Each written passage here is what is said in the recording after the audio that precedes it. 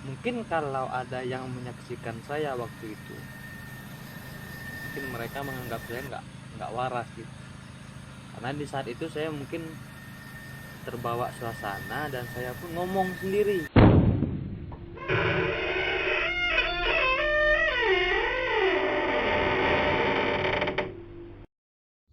Halo sahabat Cemilan, apa kabar kalian semua? Kembali lagi di Apo Channel bersama saya Aryan Piko. Kali ini ada hal yang berbeda. Pada segmen kali ini saya tidak akan membawakan sebuah cerita. Akan tetapi saya menghadirkan seorang narasumber di mana ia mengalami kejadian horor yang cukup mengerikan. Selamat datang di Apa Channel. Selamat datang. Ngomong-ngomong, cluenya apa nih bang, ceritanya bang? Ini kejadiannya waktu penempatan tugas, di pemberdayaan. Terus saya ditempatkan di rumah dinas. Ternyata rumahnya itu penuh misteri gitu, ceritanya. Dia abang ngalami teror-teror. Iya, pas malam kejadiannya tuh di sana, rupanya ada kejadian-kejadian yang janggal gitu. Oke nih, untuk cerita selengkapnya kalian pantengin terus nih cerita ini sampai selesai di Cemilan Cerita Misteri Kalangan.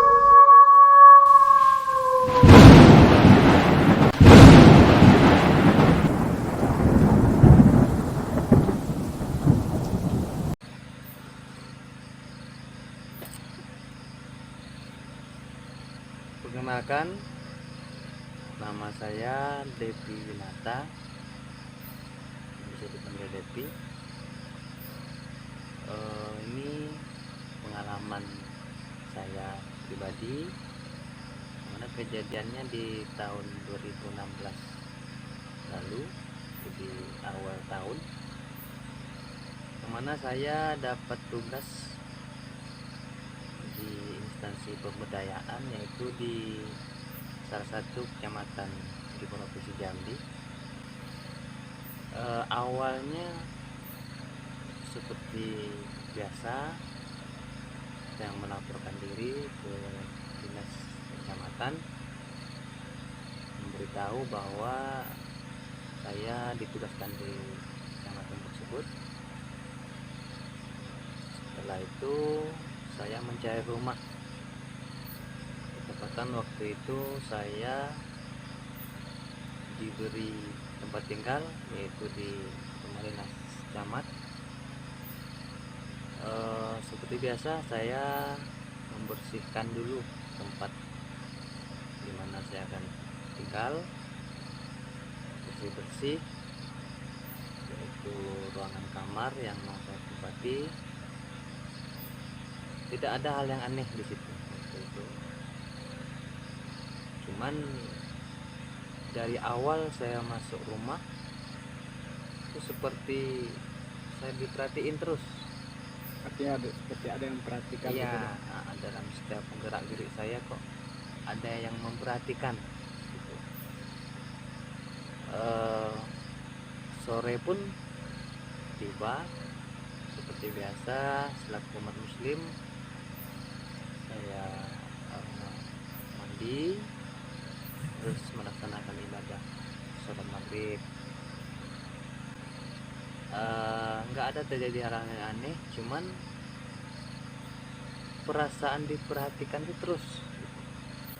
Sementara abang sendirian di Iya rumah. betul, itu saya sendirian di tempat itu. Aku tetap berpikir positif, biasalah gitu.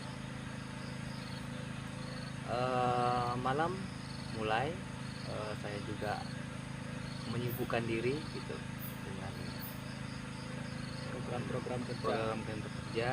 Saya buka laptop waktu itu, cuman dengan perasaan yang sama saya kok makin merasa diperhatikan gitu. Jadi saya membatin, apakah tempat saya tinggal ini ada makhluk lain selain saya. merinding nih bang. Ya. Jadi saya cerita juga merinding nih. Nah jadi singkat ceritanya, malam semakin larut, posisi juga sudah ngantuk. Tidak lupa juga saya ke kamar mandi beres-beres, bersih-bersih untuk persiapan istirahat. Nah di situ mulai tuh kejadian yang aneh gitu. Malam yang posisinya sunyi, seperti ada suara-suara yang agak janggal terdengar, seperti suara gidek, yang seperti suara orang kresek-kresek gitu, Seakan-akan ada seperti orang yang lagi berjalan. berjalan. Jadi saya nggak ambil pusing karena saya anggap itu seperti ada binatang lah. Tikus Nah, gitu. tikus ya. Saya terus juga langsung ke tempat tidur saya. Cuman semakin lama keanehan itu muncul, terus terjadi gitu. Seperti di kamar mandi itu ada suara-suara orang main air. Nah, gitu kan. Orang main Merinding nih ya. air. Awalnya saya anggap itu hal yang biasa juga, karena ya saya nggak mau berpikir yang negatif gitu kan. Saya pikir positif, mungkin ada keran yang belum saya kunci atau seperti apa. Cuman lama kelamaan seperti makin kencang suara guyuran air itu, suara seperti orang lagi mandi, Sementara posisi sendirian malam posisi itu. lagi sendirian. Jadi karena penasaran, saya coba untuk memberanikan diri untuk ke kamar mandi Untuk memastikan untuk kondisi. memastikan kondisi suara yang saya dengar. Jadi saya ke belakang, memang di situ ada seperti bekas air, cuman orangnya nggak ada.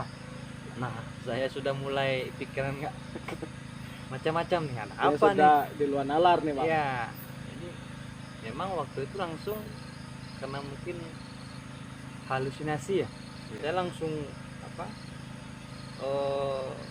bulu romanya langsung naik gitu kan, Merinding. ya. merinding ya. Terus saya balik lagi ke kamar. Nggak lama, selang 5 menit, seperti pintu belakang lagi kayak dibunyi tok gitu kan, Seperti ada yang yang ngetok. ngetok. Tapi posisinya di pintu belakang bang. Di pintu belakang. Malam-malam. Karena di kamar mandi itu ada yang mau ke dapur, ada pintu lagi satunya kan. Nah, sudahlah, di situ saya ngebatin siapapun yang makhluk yang ada di sini, saya bilang saya permisi, karena saya ditempatkan tugas di sini, dan kalaulah ada makhluk selain saya di sini, saya permisi, saya mohon izin. Alhamdulillah setelah itu kembali lagi normal, dan Ada ceritanya kejadian-kejadian. gak ada lagi kejadian-kejadian yang malam itu. Dan akhirnya pun saya tertidur. Itu saya sempat menengok jam itu sekitar jam 2-an. Jam 2-an baru bisa tidur bang. Iya, jam 2. Singkat ceritanya, pagi saya mulai melaksanakan tugas, yaitu memperkenalkan diri juga ke desa-desa lingkungan. Satu, memperkenalkan diri. Yang kedua, menyampaikan program-program kerja di desa. Setelah itu pas tengah hari, siang, ataupun pulang ke rumah dinas tempat saya tinggal tadi, saya istirahat waktu itu. Jadi di rumah dinas itu ada 2 kamar. Kamar yang kamar mandi yang saya pergunakan di awal itu kondisi baknya kan pecah, Pecah, bocor. rusak. Jadi ada ember di situ. Cuman saya tengok di kamar sebelah ada juga kamar mandi yang baknya bagus gitu kan, baknya bagus, dan saya punya inisiatif, saya bersihkan bak ini aja lah. Ya, jadi ini artinya Bang, setiap kamar itu ada kamar mandinya. Ya, ada dua kamar. Jadi ada 2 kamar mandi. Ada 2 kamar mandi. Dan saya pun membersihkan lah tempat kamar mandi itu. Saya bersihkan mana yang kotor, dan saya isikan airnya, karena posisi awal airnya kan nggak ada, kosong. Ya. Singkat ceritanya sudah selesai, saya pun istirahat ada di ruang tengah, ada kursi. Ternyata ada kursi, dan saya pun membaringkan diri di situ saat Ini menghilangkan rasa capek. capek. Tapi saya tidur waktu itu, dan saya ingat waktu tidur saya bermimpi. Nah, di situ mulai agak ini kan, saya bermimpi di tempat kamar mandi yang saya bersihkan itu tadi ada seekor ikan itu cantik gitu, cantik kali warnanya. Saya nggak pernah nengok ikan seperti itu sebelumnya, warnanya maksudnya kan. Kalau jenis ikannya seperti ikan mas koki lah, ikan hias, cuman warnanya tuh berbeda dan juga kesannya cantik gitu. Nggak pernah saya ketemu ikan yang seperti itu. Dan di dalam mimpi itu saya berpikir seolah-olah dia menyampaikan kalau saya nggak boleh Tinggal di situ. mandi di situ. Mandi di situ. Mandi di situ. Dia terbangun dan saya langsung ingat apa yang saya mimpikan. Yuk, merinding nih. Jadi Ini ada kejanggalan. Saya pun berpikir berarti saya itu nggak boleh mandi di situ, karena mungkin ada penunggu, akhirnya nggak diizinkan di situ, intinya seperti itu. Dan saya pun sadar diri karena saya juga baru di situ. Saya pikir positifnya mungkin saya harus menempatkan diri, artinya memposisikan diri kalau saya pendatang di situ dan Sebagai tamu. sebagai tamu. Dan itu kejadiannya di siang hari. Jadi singkat ceritanya, walaupun sore malam itu ya alhamdulillah nggak ada apa-apa, aman gitu kan. Nggak ada gangguan-gangguan yang aneh-aneh. Nggak ada. Jadi cuman dalam hati ini penasaran gitu kan, Masih kayak jadi tanda tanya. iya tanda tanya nih kok, karena perasaan diperhatikan tuh terus dalam setiap gerak-gerik kita tuh kayak ada yang merhatiin gitu kan. Jadi saya bertanya dalam hati, ini kok kenapa gitu dengan rumah yang saya pakai, karena juga ini kan seyogianya rumah dinas camat harusnya ditunggu kan, Ditempati ya. ditepati. Karena saat saya membersihkan rumah itu kayaknya memang sudah lama nggak ditempati.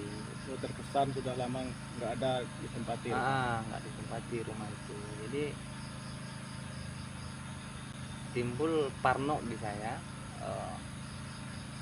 apakah rumah ini care gitu kan, karena nggak ada yang nunggu di sini. Cuman ya sudahlah, karena juga saya pikirnya nanti terlalu negatif, pikirannya tambah menjadi halusinasi untuk saya kan. Nah malam ketiganya nih mulai lagi Datang lagi gangguan.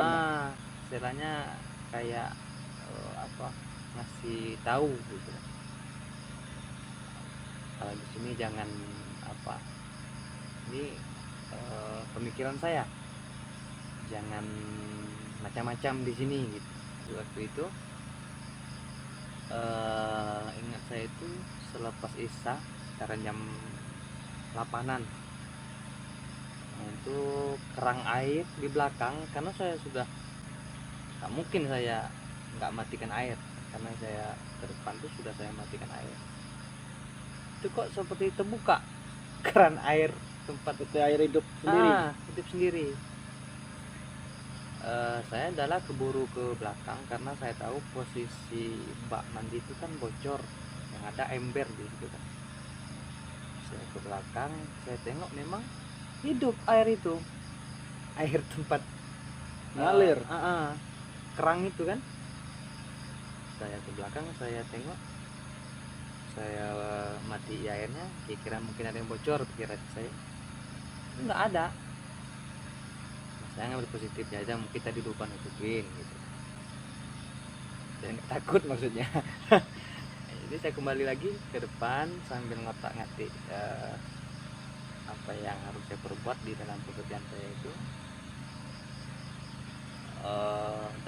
Selang beberapa menit ada seperti orang di samping rumah itu kan semak. Cuman orang berjalan, kayak orang berjalan tuh terdengar di saya. Udah malam hari itu. Malam jam habis bisa, berarti sekitaran jam 8 setengah 9-an lah. Itu seperti ada langkah kaki gitu. Kayak orang berjalan itu, cuman saya ini sudah mikir apa nih, maling gitu kan, atau orang mau ngerampok gitu kan.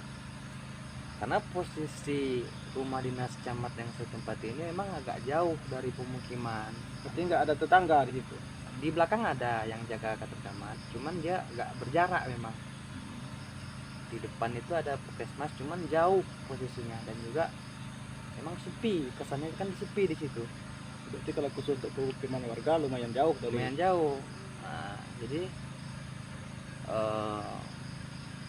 saya dengan kaget terhadap langkahnya, nggak ada lagi habis itu. Saya pikir ini apa orang mau maling atau apa kan. Saya pikir ke belakang, saya nengok, ya wanti-wanti juga kan, nanti ada orang niat jahat, kita nggak tahu. Saya ke belakang, nggak ada siapa-siapa di situ. Nah, saya sudah mulai ini ngedon.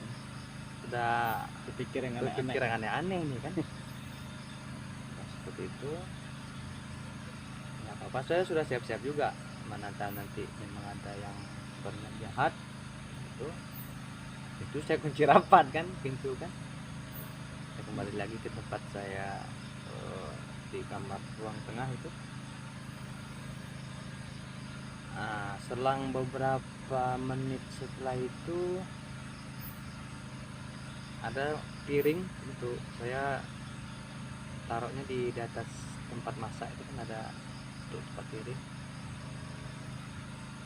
Langsung suara kayak gitu kan, Seperti suara piring pecah.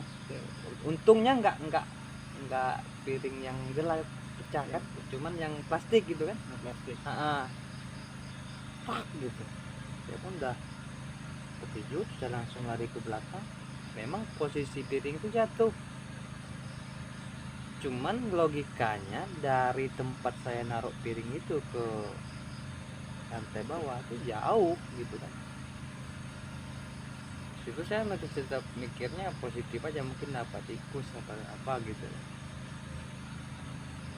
Sudahlah, jadi mematin saya ini ada apa nih sebenarnya gitu. Jadi mungkin kalau ada yang menyaksikan saya waktu itu, mungkin mereka menganggap saya nggak waras gitu. Karena di saat itu saya mungkin terbawa suasana dan saya pun ngomong sendiri. Udah mulai panik atau Ngomong sendiri. Waktu itu saya ngomong, nenek, datuk, siapapun yang ada di sini, saya permisi. Saya di sini numpang untuk nyari makan anak istri saya. Kalaupun ada nenek datuk di sini, saya permisi, karena saya nggak nampak. Alhamdulillah setelah itu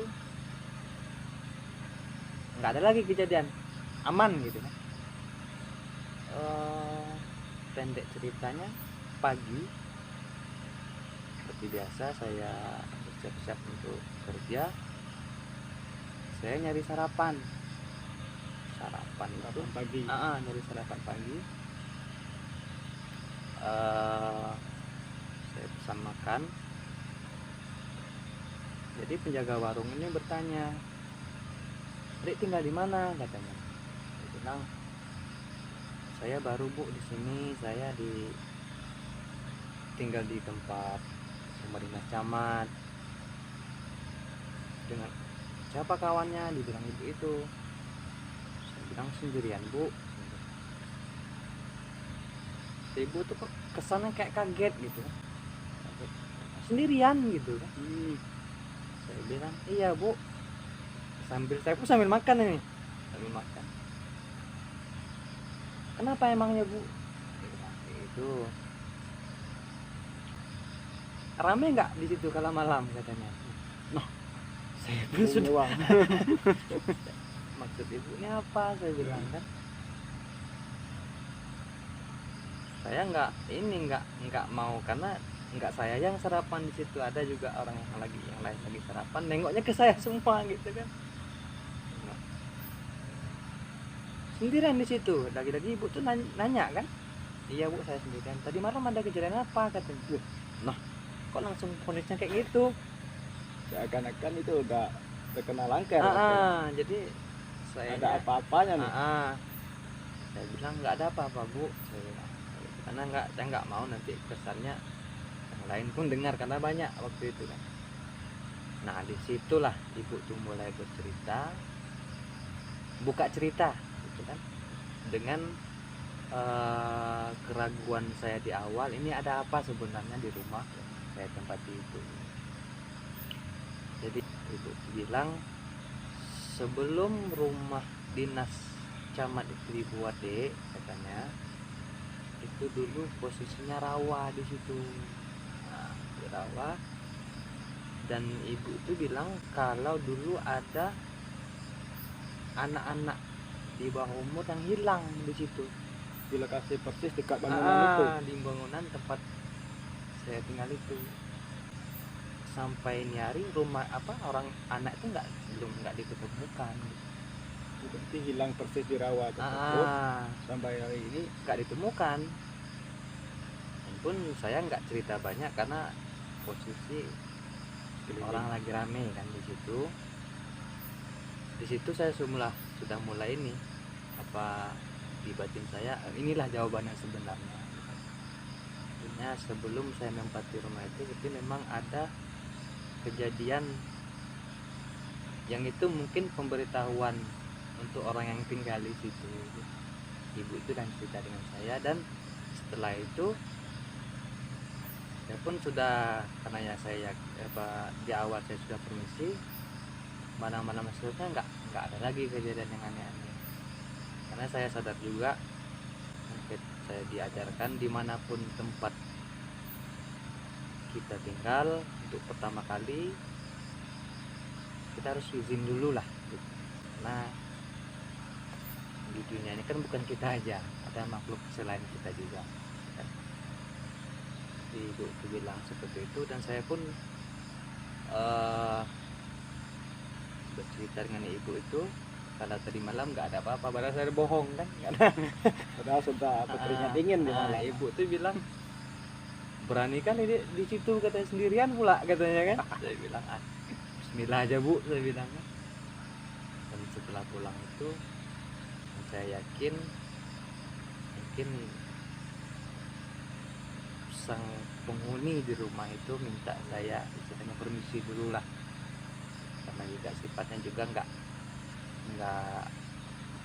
menyakiti, memberitahu kalau di situ ada makhluk lain yang tinggal kan, seperti itu.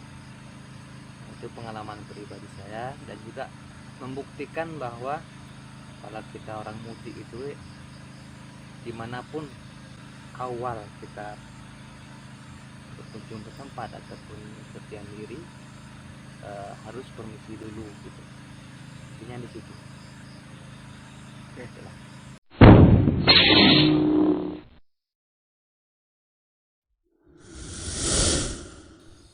Oke, demikianlah tadi cerita yang disampaikan oleh Abah Suhu. Terima Makasih nih Bang, udah berbagi cerita di Apo Channel. Adapun kesimpulan pada cerita ini yang dapat saya tangkap, bahwa sebenarnya dengan adanya kejanggalan-kejanggalan seperti ini, itu menunjukkan bahwa Tuhan tengah menunjukkan kekuasaannya. Hal ini tentunya janganlah membuat kita takut. Artinya, bahwa di dunia ini, Tuhan telah menciptakan ada dua alam, tetapi bukan tetangga. Akan tetapi, kejanggalan-kejanggalan seperti ini dapat menjadi hikmah ataupun pelajaran bagi kita bersama, bahwa pentingnya penyesuaian diri kita dimanapun kita berada. Oke guys, demikianlah cerita ini disampaikan oleh narasumber kita, Pak Suhu. Semoga kita semuanya di dalam perlindungan Tuhan Yang Maha Esa. Dan pantengin terus channel ini di video-video berikutnya.